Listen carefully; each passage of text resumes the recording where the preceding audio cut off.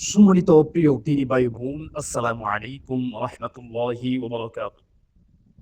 আজকের এই ভিডিওটাকে কিছু ইউনিক তথ্য এবং গল্প দিয়ে এমন সুন্দরভাবে সাজানো হয়েছে যে আপনি এই ভিডিওটা শুরু থেকে শেষ পর্যন্ত দেখলে এই ভিডিও থেকে নতুন নতুন অনেক কিছু শিখা যাবে ইনশাআল্লাহ। সম্মানিত প্রিয় দিনী ভাই বোন, আজকে আলোচনা হবে কোরআন, নবী রাসূল এবং ফেরেশতাদের বিষয়ে। প্রথমে একটা গল্প দিয়ে শুরু করা যাক। আল্লাহ তাআলা যদি আপনাকে একটা চিঠি পাঠাতেন, তাহলে আপনি কি করতেন? ধরুন, বাংলাদেশের সরকারের পক্ষ থেকে আপনাকে একটা চিঠি পাঠানো হয়েছে। তখন আপনি কি করবেন? আপনি সেই চিঠিটা সংগ্রহ করার জন্য পোস্ট অফিসে যাবেন। ওখানে তাড়াহুড়ো করে গিয়ে সেই চিঠিটাকে উদ্ধার করে সেটাকে আপনি বাড়িতে নিয়ে আসবেন। বাড়িতে নিয়ে এসে সেই চিঠিটাকে খাম থেকে খুলে শুরু থেকে শেষ পর্যন্ত খুব মনোযোগ সহকারে সেটাকে আপনি পড়বেন এবং সেটাকে পড়ার পরে সেটাকে আলমিরাতে খুব সুন্দরভাবে রেখে দিবেন এবং আপনার আত্মীয়স্বজন, মা বা ভাই, বোন, বন্ধু-বান্ধব যত আপনার ক্লোজ ফ্রেন্ড আছে সবাইকে আপনি দেখাবেন যে, "দেখো, আমার জন্য বাংলাদেশ সরকারের পক্ষ থেকে এই চিঠিখানা পাঠানো হয়েছে। এই চিঠিতে আমাকে অনেক সম্মান করা হয়েছে। আমি এজন্য বাংলাদেশ সরকারকে ধন্যবাদ জানাই।" এভাবে আপনি গর্ব করবেন আপনার আত্মীয়স্বজনদের সঙ্গে এই চিঠিটা নিয়ে। আপনি কি জানেন আল্লাহ রাব্বুল আলামিনও আপনাকে একটা চিঠি পাঠিয়েছে? সেই চিঠিটা কি আপনি কখনো খুলে দেখেছেন? সেই চিঠিটা আপনার কখনো খুলে দেখা হয়েছে? সেই চিঠিটা হচ্ছে পবিত্র মহাগ্রন্থ আল কোরআন। এই কোরআন কি আপনার কখনো পড়া হয়েছে? কোরআন কি আপনার পড়া হচ্ছে? যে চিঠিটা আল্লাহ রাব্বুল আলামিন আপনার জন্য পাঠিয়েছেন, ওইটা কিন্তু যদি আপনি খুলেও না দেখেন, তাহলে আপনার কপালে দুঃখ ছাড়া কিছুই নাই। সম্মানিত প্রিয় দিনী ভাই বোন, আরবের মধ্যে একটা ব্যক্তি ছিলেন নিরক্ষর। কোনো কিছু পড়তেও পারতেন না, বুঝতেও পারতেন না। তিনি কি করলেন? তিনি একটা কোরআন নিয়ে প্রতিদিন তার সামনে কোরআনটাকে খুলে কোরআনের অক্ষরগুলোর দিকে খালি তাকিয়ে থাকতেন। তাকে জিজ্ঞেস করা হলো, "আপনি পড়তে পারেন না, বুঝতে পারেন না, এভাবে কোরআন করে তাকিয়ে থাকেন কেন?"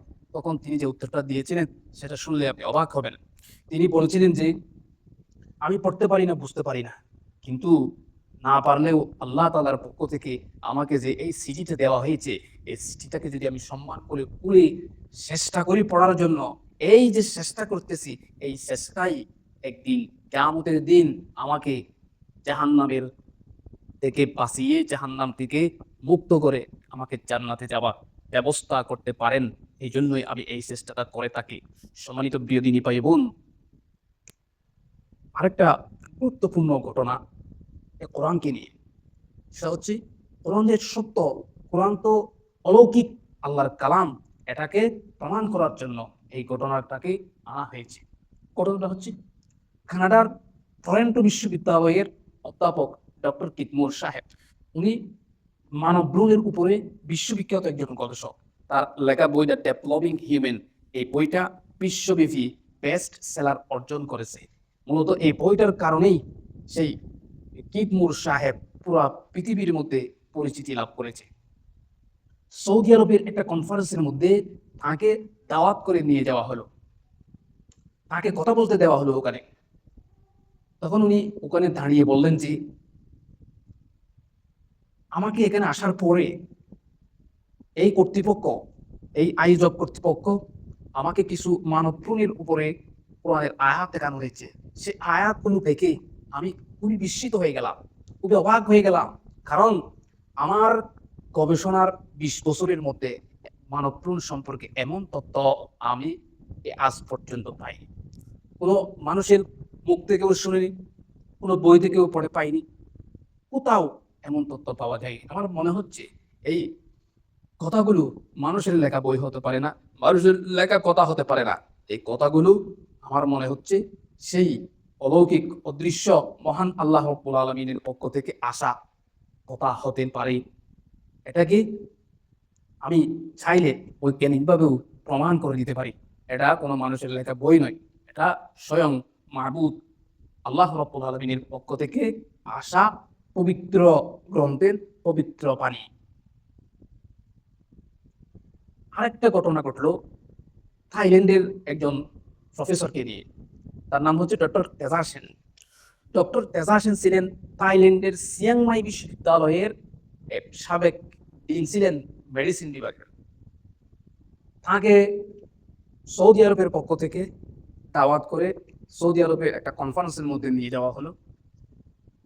উনি কনফারেন্সের মধ্যে দাঁড়িয়ে বললেন যে আমি গত 3 বছর যাবৎ এই কোরআন স্টাডি করতেছি, গবেষণা করতেছি, এবং আজকের এই কনফারেন্সের মধ্যে এসে আমি যা বুঝলাম এর সমন্বয়ে আমি বুঝতে পারলাম যে গত 1400 বছর আগে মুহাম্মদ রাসূলুল্লাহ সাল্লাল্লাহু আলাইহি ওয়াসাল্লামের উপরে যে কিতাব, যে কোরআন নাযিল হয়েছিল, এতে বিন্দুমাত্র ভুলের সম্ভাবনা নেই।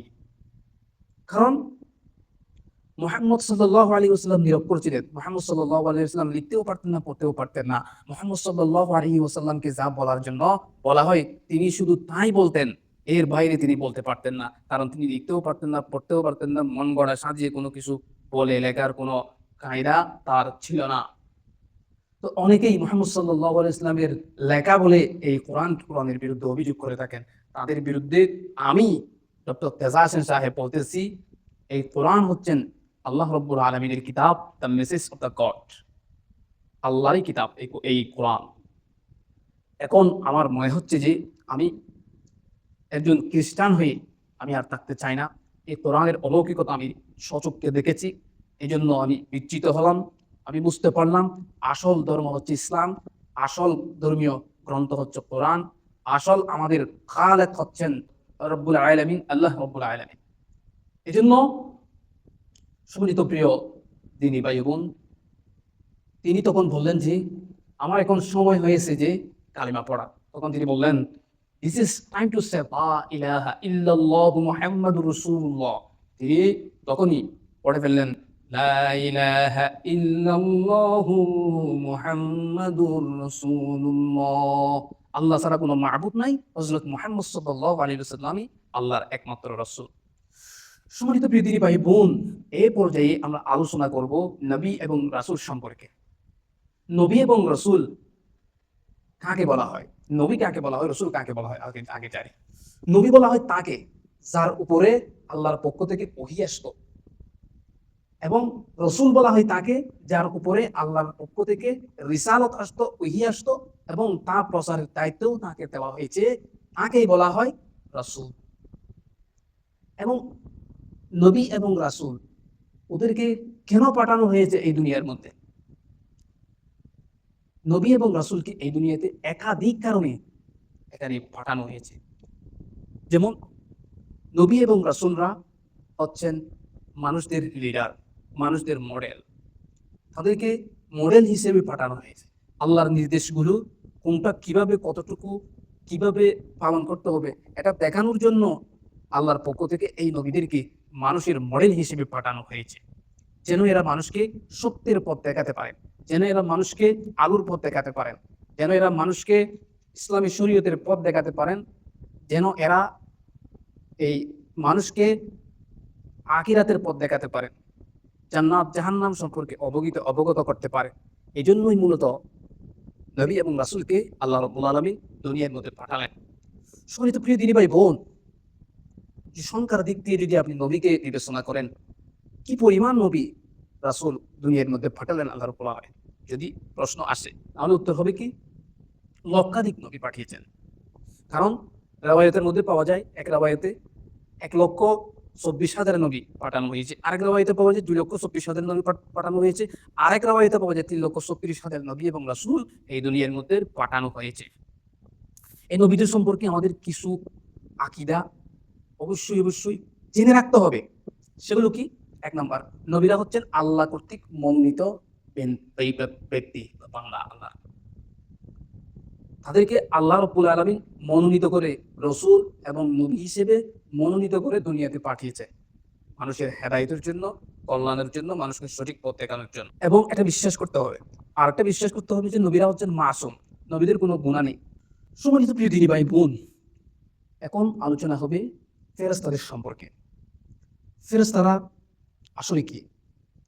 আসলে আমাদের আশেপাশে এমন এক অদৃশ্য অলৌকিক জাতি বসবাস করে, যাদের সম্পর্কে আমরা কখনো দেখতে পাই না তাদেরকে। কারণ ফেরেশতারা মানুষের মতো ভাত খায় না, পানি খায় না।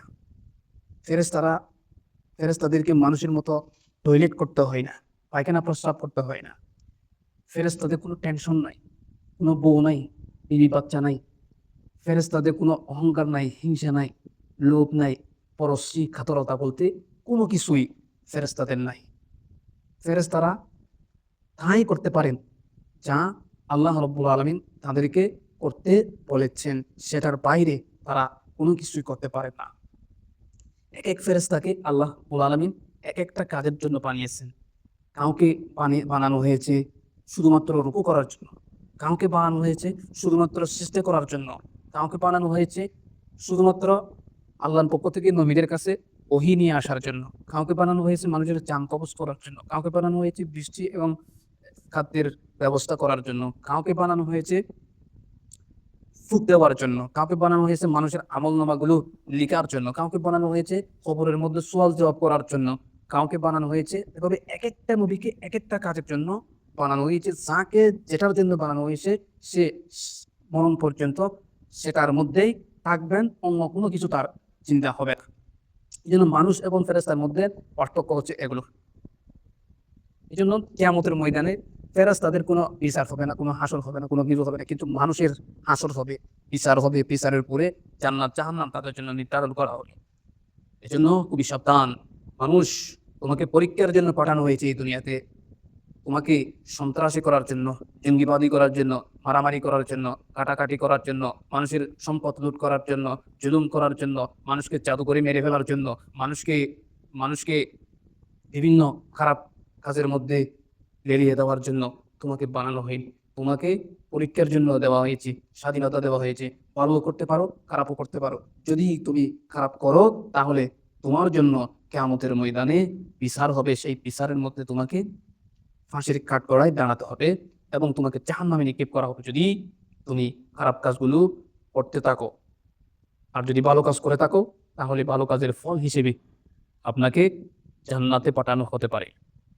আসসালামু আলাইকুম ওয়া রাহমাতুল্লাহি ওয়া বারাকাতুহু।